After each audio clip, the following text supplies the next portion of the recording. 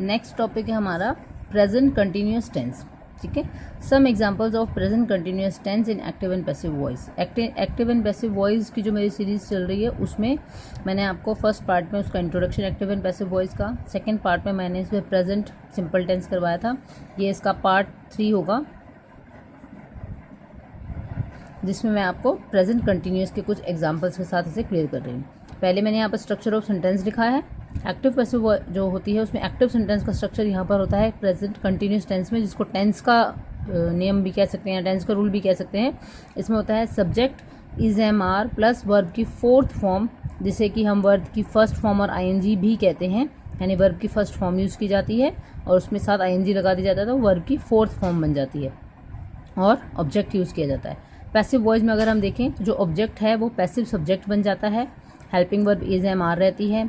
ING को remove करने के लिए, आईएनजी को रिप्लेस करने के लिए, क्योंकि यहाँ वर्ब की थर्ड फॉर्म यूज़ की जानी है तो आईएनजी को हटाने के लिए यहाँ पर बीइंग यूज़ किया जाता है ताकि जो सेंटेंस है उसका टेंस में कोई चेंज ना आए। ठीक है, टेंस में कोई चेंज ना आए इसकी वजह से सिर्फ एक्टिव और वॉइस में चेंज आए, ना कि टेंस में उसका चेंज आए, इसलिए यहाँ पर हम बीइंग का यूज़ करते हैं, वर्ब की थर्ड फॉर्म और ए पैसिव ऑब्जेक्ट। ठीक है, चलिए एग्जाम्पल करते हैं हम इसका। फर्स्ट है he is writing a letter. देखिए आप, तो यहाँ पर हमें कंटिन्यूस टेंस की पहचान दिख रही है, हेल्पिंग वर्ब है और आईएनजी है, तो ये हमारा प्रेजेंट कंटिन्यूस टेंस का सेंटेंस है। इस सेंटेंस को हम एक्टिव वॉइस कहते हैं। ये हमारा सब्जेक्टिव प्रोनाउन है, ये हमारी हेल्पिंग वर्ब है, ये हमारी वर्ब की फर्स्ट फॉर्म प्लस आईएनजी जिसे हम वर्ब की फोर्थ फॉर्म कहते हैं, और ये जो ए लेटर है ये हमारा ऑब्जेक्ट है। ठीक है,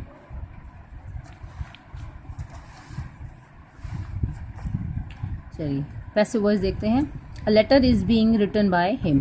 ए लेटर जो है हमारा ऑब्जेक्ट है, इसको हमने पैसिव सब्जेक्ट बना दिया। अब क्योंकि ये सिंगुलर है इज लगाया, आईएनजी को हटाने के लिए हम बीइंग लगाते हैं, हमने बीइंग लगाया। राइटिंग जो है उसकी थर्ड फॉर्म रिटन होती है, थर्ड फॉर्म लगाई, बाय लगाया और ही का चेंज हिम लगाया। हमारा सेंटेंस क्या बन गया? A letter is being written by him. अगला सेंटेंस देखते हैं। भवन इज सिंगिंग अ सॉन्ग। तो अब यहाँ पर क्या है? भवन हमारा सब्जेक्ट है, हेल्पिंग वर्ब, वर्ब की फर्स्ट फॉर्म प्लस आईएनजी, और ये हमारा ए सॉन्ग जो है वो ऑब्जेक्ट है। जब मैं इसको सब्जेक्ट बनाऊंगी तो ए सॉन्ग, अब सिंगुलर है तो इज ही लगेगा, आईएनजी को हटाने के लिए हम बीइंग लगाएंगे। सिंग की थर्ड फॉर्म सैंग, और बाय पैसिव वॉइस में बाय लगता है, और भवन। ठीक है, हमारा सेंटेंस क्या बन गया? ए सॉन्ग इज बीइंग, इस आईएनजी का बन गया बीइंग, सिंग का संग, बाय भवन। थर्ड सेंटेंस, इसमें I am drawing the picture is being drawn by me. अब यहाँ लिख रखा है I am drawing the picture, तो यहाँ पे क्या हो गया? आई हमारा सब्जेक्टिव प्रोनाउन हो गया, एम हेल्पिंग वर्ब हो गया, ड्रॉइंग हमारी वर्ब की फर्स्ट फॉर्म प्लस आईएनजी, और द पिक्चर हमारा हो गया ऑब्जेक्ट। द पिक्चर को हम आगे ले जाएंगे तो हमारा सब्जेक्टिव पैसिव सब्जेक्टिव हो जाएगा, सब्जेक्ट हो जाएगा। अब द आई के साथ एम लगता है, लेकिन द पिक्चर के साथ हमारी हेल्पिंग वर्ब इज लगेगी, आईएनजी को रिमूव करने के लिए बीइंग लगेगा, ड्रॉ की थर्ड फॉर्म ड्रॉन होती है, बाय आई का चेंज क्या हो गया? मी। आई का ऑब्जेक्टिव केस क्या होता है? मी। तो हमारा सेंटेंस क्या हो गया पैसिव वॉइस में? The picture is being drawn by me. Fourth sentence देखेंगे।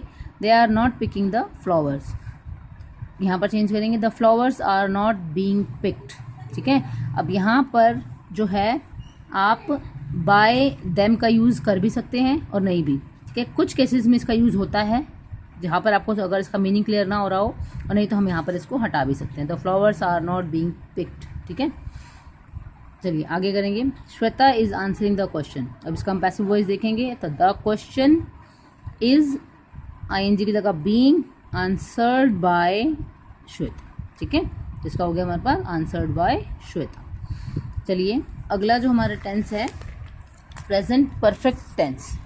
Present perfect tense, some examples of present perfect tense in a active passive voice. तो एक्टिव पैसिव वॉइस के अकॉर्डिंग हम परफेक्ट टेंस के भी examples इसी में देख लेते हैं।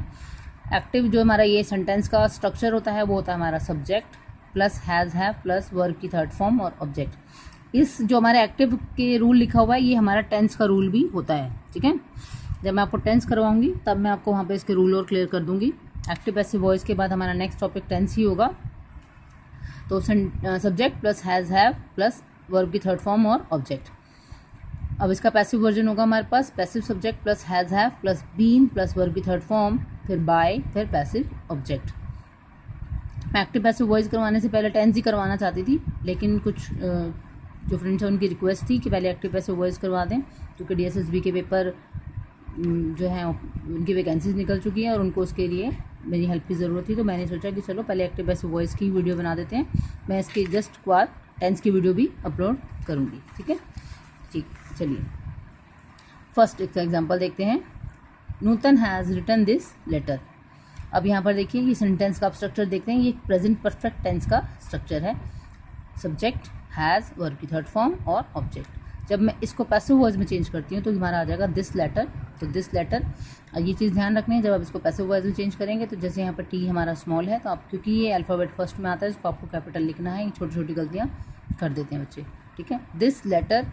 अब हैज़ और रिटर्न, तो रिटर्न में यहाँ पर वर्ब की थर्ड फॉर्म है, जिससे मैंने आपको स्ट्रक्चर बताया। यहाँ पर बीन यूज़ किया जाता है।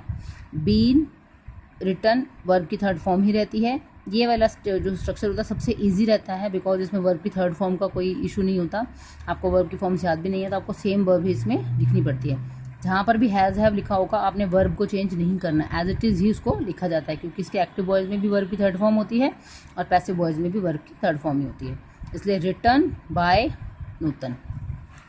नेक्स्ट सेंटेंस देखते हैं। He has washed the plates. तो अब यहाँ पर हमारे पास आ जाएगा the plates have been, plates क्योंकि प्लूरल है इसलिए have been washed by, he का चेंज क्या हो जाएगा हिम। थर्ड सेंटेंस है they have cut all telephone wires. अब यहाँ पर हमारा दे जो है सब्जेक्ट है, हैव हमारी हेल्पिंग वर्ब है, कट जो है हमारा ऑब्जेक्ट है या वर्ब कह लो, वर्ब है, और ये जो ऑल द टेलीफोन वायर्स हैं ये हमारा ऑब्जेक्ट है। तो ऑल द टेलीफोन वायर्स को हम यहाँ पर कहेंगे कि all the telephone wires have been cut. अब क्योंकि यहाँ दे है तो मैंने आपको शुरू में ही बताया था कि दे को आप देम में चेंज कर भी सकते हो अगर सेंटेंस का मीनिंग क्लियर नहीं आ रहा हो, पर एक्टिव पैसिव वॉइस के रूल के अकॉर्डिंग दे को देम में चेंज नहीं किया जाता। ठीक है, कट ये भी हमारा एक करेक्ट सेंटेंस होगा। अगर मैं चाहूँ तो उसको the all telephone wires have been cut by them ऐसे भी कहा जा सकता है। Fourth sentence someone has stolen my watch. अब इसको कैसे चेंज करेंगे, तो my watch has been stolen, someone का यूज़ यहाँ पर नहीं किया जाएगा चेंज करते वक्त। अब इसका रीज़न मैं आपको बताती हूँ। मैंने आपको शुरू में ही बताया था कि हमने वी को अस में चेंज नहीं किया, क्योंकि वी का अस में चेंज वैसे तो रूल के अकॉर्डिंग ऑब्जेक्टिव केस में वी का चेंज अस होता है, दे का दैम होता है, लेकिन बहुत सारी पैसिव वॉइस में जब सेंटेंस इनके बिना क्लियर मीनिंग दे रहा होता है तो इनका यूज़ नहीं किया जाता। अब मैं आपको कुछ वर्ड्स बताती हूँ। पैसिव वॉइस, इसमें one, someone, nobody, people, somebody, no one, police, public, us और देम एक्सेट्रा, इस तरीके के जो वर्ड्स होते हैं इनका यूज़ ऑब्जेक्टिव केस में नहीं किया जा सकता, but the meaning of sentence is not clear. लेकिन अगर इनके बिना सेंटेंस का मीनिंग क्लियर ना आ रहा हो, पता ना चले कि इसमें सब्जेक्ट क्या है और ऑब्जेक्ट क्या है, तो इनका यूज़ रेयर केसेस में किया जा सकता है। ठीक है, अब इनका यूज़ क्यों नहीं करते, because without these words we have a clear meaning of sentence. इस सेंटेंसेज में इन वर्ड्स के बिना भी बिल्कुल क्लियर मीनिंग आ रहा होता है, तो इसलिए हम इनमें इन वर्ड्स का यूज़ नहीं करते। लेकिन एक किसी केस में ऐसा होगा जहाँ पर इन वर्ड्स के बिना उस सेंटेंस का क्लियर मीनिंग नहीं निकल रहा होगा, तो आपको इन वर्ड्स को यूज़ करने में कोई मनाही नहीं है। लेकिन जैसे अगर आप देखते हैं कंपैरेटिव एग्जाम में 4 ऑप्शंस होते हैं, वहाँ पर आपको इसका करेक्ट ऑप्शन चूज़ करना होगा कि इन सेंटेंस के साथ सेंटेंस का मीनिंग आ रहा है, इनके बिना इनका मीनिंग आ रहा है। अगर इनके बिना इन सेंटेंस का मीनिंग क्लियर हो रहा है, इनके बिना जब आप इसका पैसिव वॉइस करते हो उसका मीनिंग क्लियर है, तो आप इन वर्ड्स को यूज़ नहीं करेंगे। लेकिन आप देखते हैं कि इन वर्ड्स को अगर हटा दिया जाए और इन सेंटेंस का मीनिंग ही क्लियर नहीं हो रहा है, तो वहाँ इन वर्ड्स को यूज़ किया जा सकता है। ऐसा हार्ड एंड फास्ट रूल नहीं है, लेकिन एक्टिव पैसिव वॉइस के अकॉर्डिंग इन वर्ड्स को यूज़ नहीं किया जाता। ठीक है, तो चलिए, अगर आपको ये मेरी वीडियो पसंद आती है तो प्लीज़ इसे लाइक कीजिए, शेयर कीजिए और सब्सक्राइब कीजिए मेरे चैनल को सपोर्ट कीजिए, ताकि इस तरीके की इंटरेस्टिंग वीडियोज़ और नॉलेजेबल वीडियोज़ मैं आपके लिए लाती रहूँ। Thank you friends.